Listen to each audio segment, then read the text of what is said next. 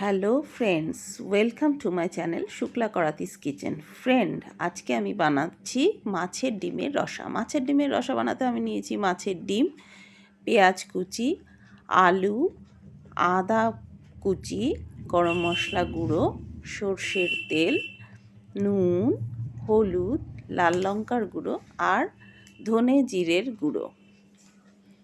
আমি প্রথমে মাছের ডিমগুলোকে ভালো মতন ধুয়ে এর মধ্যে নুন, হলুদ, লাল লঙ্কার গুঁড়ো, জিরে ধনের গুঁড়ো,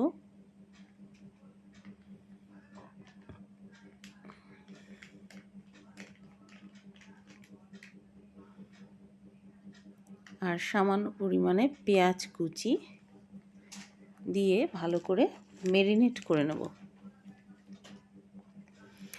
আমি এখানে রুই মাছের ডিম নিয়েছি।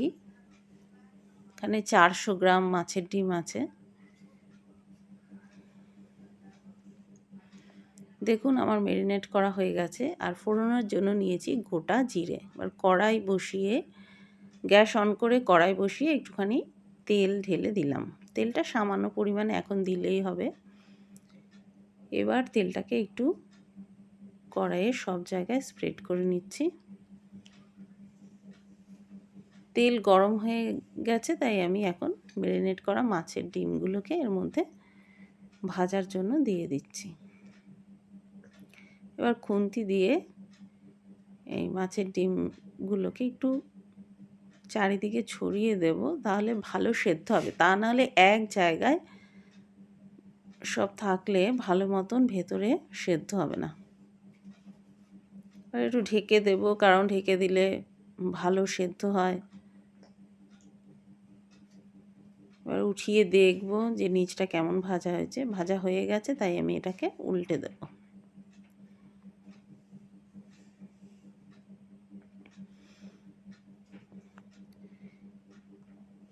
এবারে একটা ছুরি দিয়ে আমি এইভাবে কড়াইয়ের মধ্যেই কাট করে নিচ্ছি।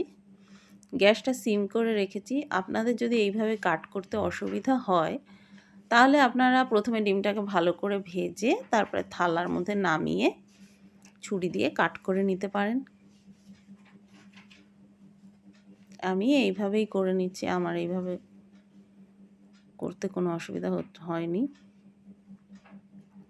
এইবার এই ডিমের বড়াগুলোকে আমি একটা প্লেটে নামিয়ে নিচ্ছি।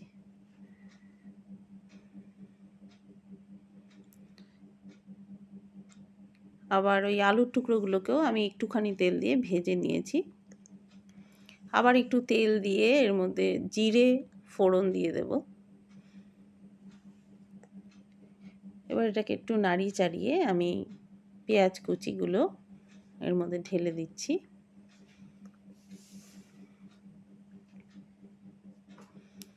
এবারে দিচ্ছি আদার পেস্ট, দিলাম নুন, হলুদ আর লঙ্কার গুঁড়ো, জিরে ধনের গুঁড়ো। দেখুন এটা একটু ভাজা ভাজা হয়ে গেছে। এবার আমি জল ঢেলে দিলাম। জলটা একটু বেশি দেব, কারণ মাছের ডিম অনেকটা জল টেনে নেবে। এখানে আমি 2 বাটি জল দিয়েছি, ছোট বাটির 2 বাটি জল দিয়েছি। জলটা একটু ফুটে ওঠা আরম্ভ করলেই ভেজে রাখা মাছের ডিমের বড়া আর আলুগুলো দিয়ে দিলাম এর মধ্যে।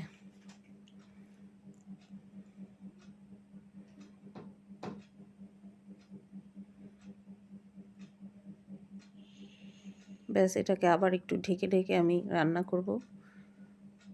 দেখুন তৈরি হয়ে গেছে আমার মাছের ডিমের রসা। এবার এর মধ্যে একটুখানি গরম মশলা গুঁড়ো দিয়ে নাড়িয়ে চাড়িয়ে আমি তরকারিটা নামিয়ে দেব।